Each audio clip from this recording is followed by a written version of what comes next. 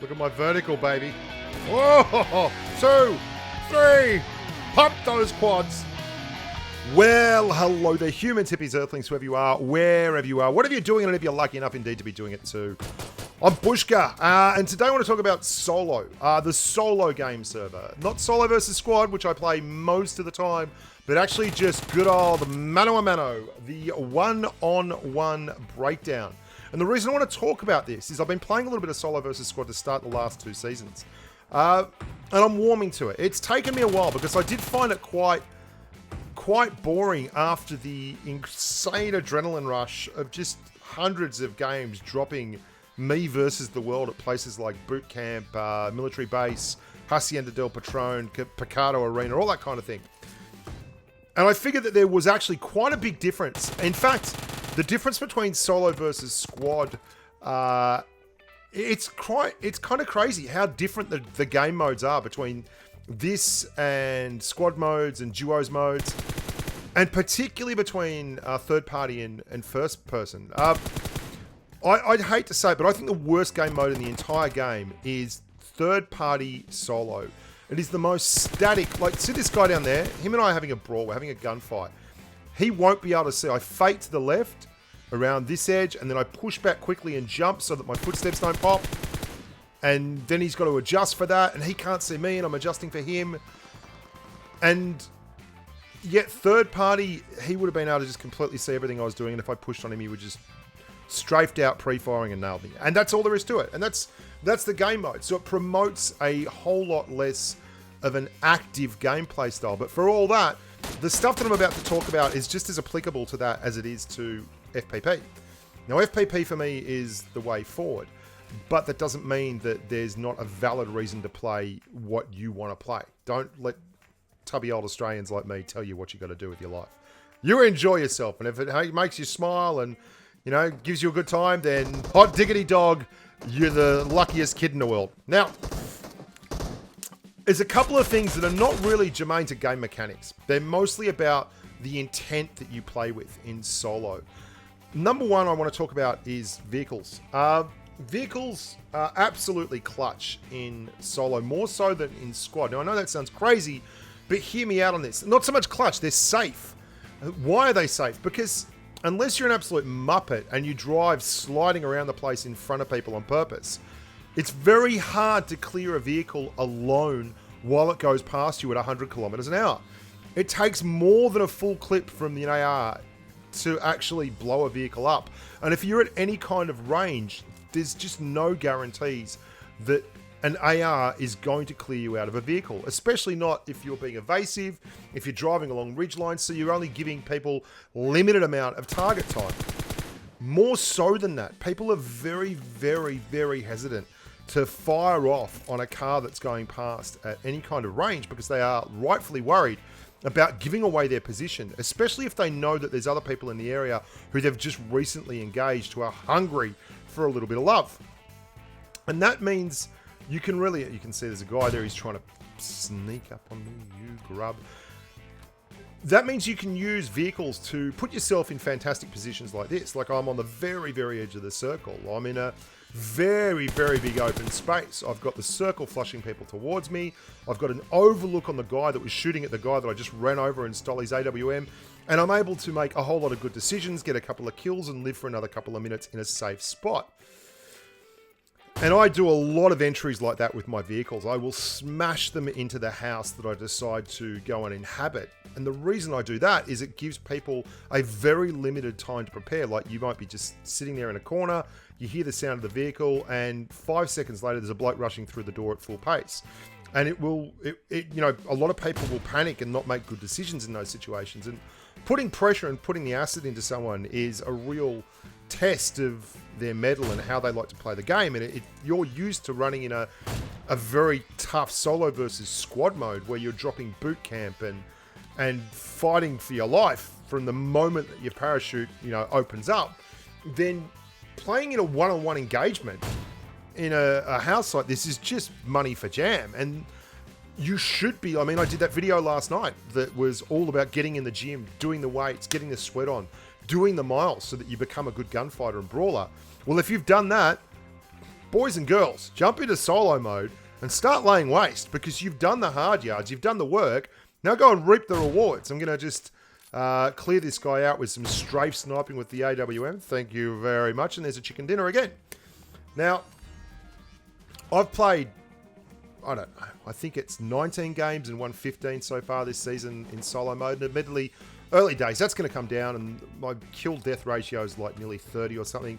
That's going to come down. It should hover somewhere around the 10 to 12 range and be more like about 35-40% by the end of the season. That's fair enough.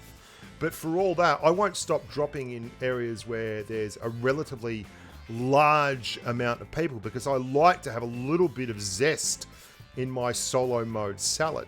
So we've talked about cars and we've talked about entries. I really want to talk about crates. It is a lot safer to go for crates in solo mode. I know that sounds nuts, hey. Why would it be any safer than in squad when you've got all your mates around you? It's because crates in squad are far more likely to draw fire that will get you killed. Like if you push on a crate in squad and there's 3 or 4 people overlooking it, you're going to get dusted. Whereas if you do it in solo mode, you can very easily put the crate between you and the opposition, use it as cover, put some smokes out. If it's dropping in an open field and you've got your vehicle, because you should be running a vehicle in this mode, then you can very easily just jump in the vehicle, hit the crate as it hits the ground, get that gear and get out of there. And the reason you need to go for crates in this mode is you're a chance of getting an AWM or a Mark 14 or something that's game-changing like that. You can see that guy was waiting for me to pop on the area just above the basketball court, so I went through the back window, up the stairs, out the top, and nailed him. The AWM is absolutely the god gun in this. Why more so than in squad? Well, in squad, if you hit someone with an AWM, they're going to get knocked. Likewise in duos. If you headshot someone with an AWM in this mode, it is lights out, nurse. There is no way back from that. And it's the only gun that's going to do it versus those level 3 helmets. As you get late game and you start getting towards the tough final circles, you will turn the AWM into a winning machine. And crates are worth contesting simply for that weapon. It is... Oh, this guy was going to run me over. I just sensed it. I had to jump out and jump back down, and Mr. Jin... Oh, well done, mate. That was an absolutely... There's a round of applause. That's exactly how I would have played it. Try and run the bloke over, smash into the thing, and then jump out of the car screaming obscenities and try and kill him. That's my gameplay right there. That's me. That's me when it doesn't work. The other thing is, particularly on maps like Miramar and Erangel, and to a lesser extent Vikendi, and certainly not at all on Sanhok, you can cover off on massive chunks of real estate.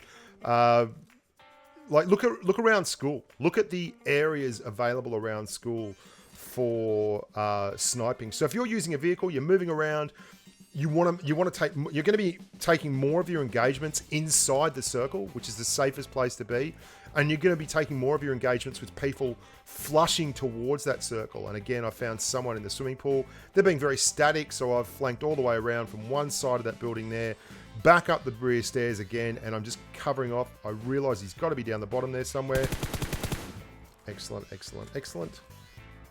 And you can leap across from here. I don't know if anyone knows this, but you can... I know a lot of you all know this, but anyway, you can leap across. Another thing, if you find that you can make the jump sometimes but not others, check out what gun you're holding. If you're running that with an AR, you're going to run a little bit slower. If you're running it with an SMG, you're going to jump a little bit higher. And even better, just drop your weapon altogether into your backpack and leap, or, you know what I mean. See, here again, the crate's coming down. There's a guy on a motorbike there. I'm going to contest this crate. He gets there first. Someone else is already contesting it. They're having a fight. Happy days, guys. Have a fight. While you have a fight and... blow each other up for the right to get this crate, I've boomed on up, stopped before the crate. I'm letting them get really hot and heavy, and then I'm going to go in, sneak a look in the crate. What's inside? Come on, Papa needs shoes, wife needs a new dress, and you need some teeth. Let's see what's in. Oh, Awm me beautiful. Thank you very much. Now I'm going to be a very nasty little grub. I'm going to move back here and wait for the guy that won that gunfight. Here he comes, jumping. He's like, oh, someone's got the crate. Ah! Yeah, you got to get there early, man. You got to get there early. And then I'm going to chuck a smoke because this is good play 101. The smoke is going to allow me to go in there and safely contest this crate. Just see what he had on him. Yeah, we'll take that. We'll take that. We'll take that. Well worth an extended magazine for my AWM. A little bit of this, a little bit of that, some of that, and thanks very much. We're off again. And I'm going to move all the way back up to the top of the Rojok Hill. Again, the overlook that you can get here is superb. Another crate drops. There's a bloke down there. He's like, you know what? I'll just go and check that crate that I just saw drop before. Wonder what's in there. Yeah, probably not a good idea. He tries to wiggle and jiggle. AWM doesn't mind. You sit down, buddy. This is why this gun is so important. Like if you get the AWM, it is such a big help to actually walking out the door with the chicken dinner. So that's solo mode. That's a couple of really key points for solo mode. You've got to do all the other standard stuff. I mean, I've done videos on this before. I've done videos on circle management and, you know, videos on the UAZ advantage and all that kind. I've done all that kind of stuff, but there's those particular mechanics, a couple of clutch things that I think are important when you're playing in solo that will hold you in very good stead if you can actually get it done. This last guy was so cheeky. So very, very cheeky. I can hear there's a guy down the back listening for the footsteps. Yeah, someone's running around out the back there. You know, it's quite funny. If you're like me and you just play solo versus squad all the time, you'll forget sometimes that you've already done the job. Oh, get wrecked. And that you've killed them. Like, you keep expecting their squad to turn up and try and revive. It's pretty funny. Also, the laser... Guys, stop using the laser as an attachment. It's for pistols. It is not good for a gun. You will get so much more value out of the lower rail attachments like your vertical foregrip and your angled grip and your half grip and your light grip, and, you know, it's where it's at. You know where this last guy is? He's directly below me. I hear him pop a boost, which is pretty hilarious. I'm like looking around, where is he? Where is he? Where is he? And I just hear a boost pop. I'm like, what? That's next door. It's not next door. It's actually downstairs next door. How funny is that? That's what lost this guy a chance at winning the game, was popping a boost right next to me. Anyway, I hope you enjoyed that. I'm Bushka. Look after yourselves, and as always, stay safe in the battlefield. Remember, if you want to see my damage spreadsheet and everything, all the guns, that's on my Discord server. There's a link in the Discord description below. Rock and roll, boys and girls. Look after yourself, and, you know, until next time.